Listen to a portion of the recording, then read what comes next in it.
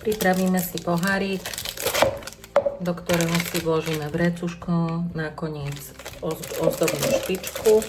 Dáme si to takto na pohárik a ten sneh si preložíme do toho vrecuška, aby sa nám to lepšie plnilo. Môžeme to aj na viackrát.